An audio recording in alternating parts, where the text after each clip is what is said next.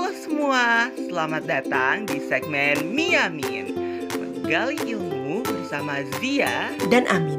Wah, hari ini kita mau belajar tentang apa nih, Zi? Penasaran ya? Jadi kita bakal belajar social media aspect of convergence. Wah, menarik banget, Zi. Pastinya dong. Pada hari ini kita bakal membahas definisi, konsep kunci, contoh dan analisis, serta kesimpulan dasaran. Tanpa menunda waktu lagi, kita langsung mulai yuk belajarnya.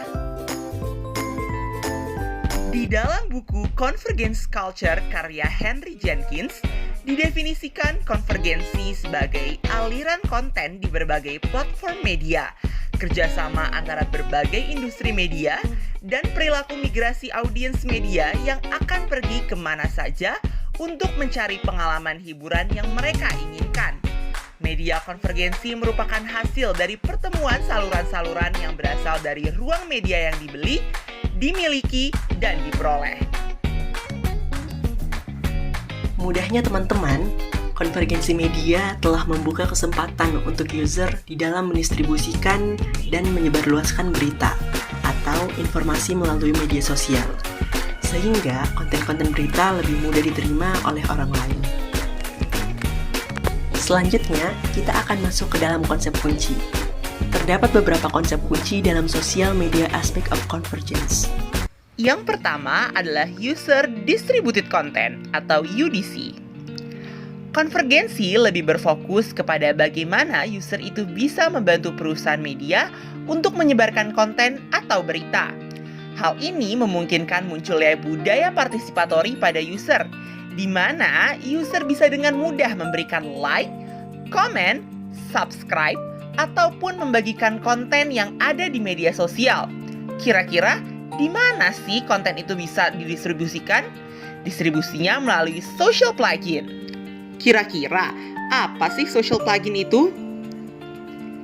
Perusahaan atau industri media menyadari bahwa tanpa user yang mendistribusikan, maka tidak akan banyak yang mengakses berita atau konten itu. Maka ada juga yang disebut dengan the news fluidity across platform, yaitu berita ternyata bisa disebarluaskan ke berbagai macam platform. Bahkan hal ini bisa direproduksi ulang. Hal ini berhubungan dengan the news survival, yaitu bagaimana cara membuat berita tetap bisa bertahan. Konsep selanjutnya adalah konsep ideal customer by Jenkins. Henry Jenkins menjelaskan dalam bukunya Convergence Culture bahwa konsumen yang ideal untuk model ini adalah konsumen yang aktif, terlibat secara emosional, dan berjejaring secara sosial. Konsumen seperti ini biasanya akan memproduksi konten baru berdasarkan merek yang sama, membentuk komunitas penggemar, dan menginvestasikan sebagian hidup mereka untuk tenggelam dalam gaya hidup identitas merek tersebut. Emotionally engaged berkaitan dengan keterlibatan emosional konsumen. Misalkan, ketika kita setuju dengan sebuah postingan, maka kita akan memberikan like atau komen positif. Ada juga yang disebut dengan socially network, yaitu hubungan yang dilakukan dengan jaringan yang sudah kita miliki. Intinya, konvergensi mengharapkan pengguna yang aktif di dalam media sosial. Pengguna aktif ini dapat terlihat ketika user banyak yang membagikan konten atau berita ataupun memberikan like kepada konten tersebut. Lanjut, kita akan membahas mengenai news aggregator. News aggregator merujuk kepada orang-orang yang mengumpulkan berita, lalu berita tersebut nantinya mereka distribusikan kembali melalui media sosial. Biasanya mereka akan mengangkat berita-berita yang sedang ramai dibicarakan. Nah, ada fun fact nih teman-teman, bahwa aplikasi news aggregator tumbuh cukup pesat sebagai wadah masyarakat memperoleh berita, di mana 36% responden dalam studi Reuters Institute membaca berita karena direkomendasikan news aggregator. Konsep selanjutnya adalah guerrilla media. Guerrilla media melihat pengguna media itu tidak individu, tapi lebih ke kolektif. Media sosial itu kolektif intelligence yang dapat kita ambil dan bagaimana kita menyebarkan berita melalui media sosial yang interaktif.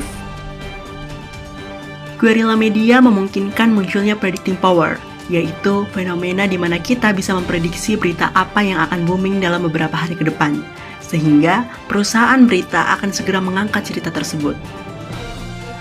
Bagaimana bisa tahu? Media sosial ternyata juga mengumpulkan banyak data. Hal ini disebut dengan big data, dan ini terakumulasi di media sosial yang memiliki fungsi untuk distribusi maupun sumber data. Selain untuk distribusi, tapi juga jadi sumber data. Nah, dengan adanya big data, membuat media mampu untuk membuat berita yang sedang banyak dibicarakan di media sosial. Secara praktis, hal ini bisa digunakan untuk politik. Lanjut, kita bakal membahas mengenai Gossipers Network. Hayo, siapa di sini yang sering bergosip di media sosial? Ternyata dengan adanya media sosial saat ini, orang-orang yang bergosip menjadi lebih visible atau dapat terlihat karena mereka dapat bebas memberikan pendapat dan berkomentar di akun media sosial penyedia berita, sehingga orang-orang yang ada di sekitar juga bisa membaca komentar tersebut. Kita masuk pada bagian contoh dan analisis. Contoh yang kita ambil adalah Volix Media. Volix merupakan salah satu media yang menyediakan informasi maupun hiburan lewat media sosial seperti Instagram, TikTok, YouTube, website, dan lain sebagainya. Hal ini sesuai dengan konsep social media aspect of convergence karena Volix memungkinkan adanya penyebaran konten atau informasi lebih mudah dan memunculkan keaktifan dari penggunanya. Jika kita kaitkan dengan konsep kunci dari social media aspect of convergence, kita bisa mengaitkannya dengan konsep user distributed content, di mana Volix memungkinkan munculnya budaya partisipatori. Konsep yang kedua adalah konsep social plugin, di mana Volix menyebarluaskan informasi melalui media sosial yang memungkinkan user mendistribusikannya. Konsep selanjutnya adalah the news fluidity across platform.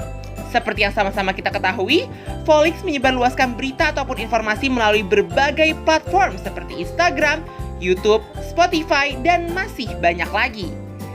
Konsep keempat adalah predicting power. Dengan adanya big data yang disimpan oleh media sosial, Volix bisa mengetahui berita-berita yang sedang viral di sekitar kita dan nantinya akan dijadikan berita utama pada website Volix. Dan konsep yang terakhir adalah Gossipers Network, di mana pada setiap postingannya Volix, kita bisa melihat tanggapan-tanggapan orang mengenai gosip yang ada, sehingga gosip bisa lebih terlihat. Kita masuk ke bagian kesimpulan dan saran. Dengan adanya konvergensi media, informasi dapat disebarluaskan melalui berbagai platform, baik itu melalui website, media sosial, seperti Instagram, Facebook, Twitter, maupun TikTok. Adanya konvergensi ini juga membuat siapa saja bisa menjadi seorang jurnalis, karena siapapun bisa menulis dan menyebarkan informasi, baik itu informasi yang benar ataupun tidak melalui media sosial. Konvergensi media memberikan dampak yang baik untuk perusahaan media, karena dengan banyaknya pengguna media sosial yang menyebarkan berita, perusahaan media akan dengan cepat mengetahui informasi apa yang sedang diperbincangkan banyak orang.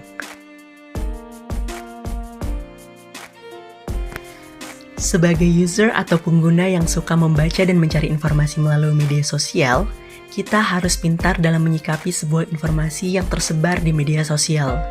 Kita harus terlebih dahulu memverifikasi sebuah informasi sebelum kita membaca dan kita sebarluaskan. Misalnya, dengan melihat perusahaan media apa yang membuat konten berita tersebut.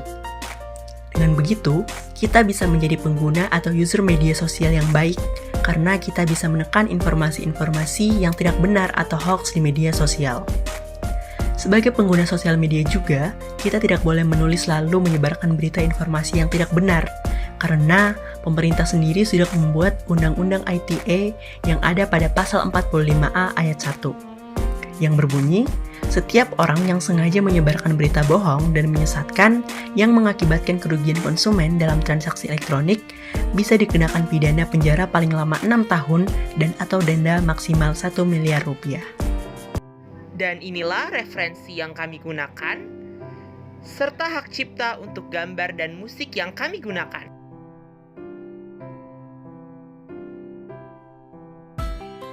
Sekian video dari kami, semoga bermanfaat. Kurang lebihnya kami mohon maaf. Terima kasih dan sampai jumpa.